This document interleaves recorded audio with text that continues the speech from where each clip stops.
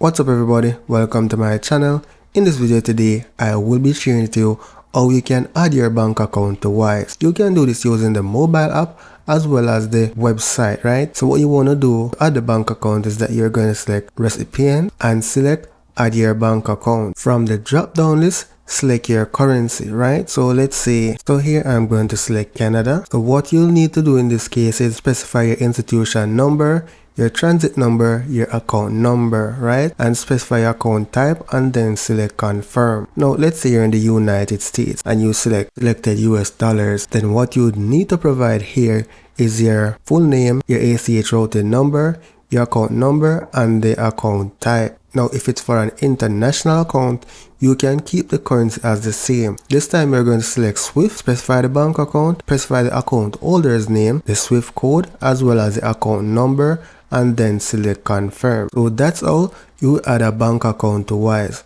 That's it for now guys. Thank you for watching and see you in the next video.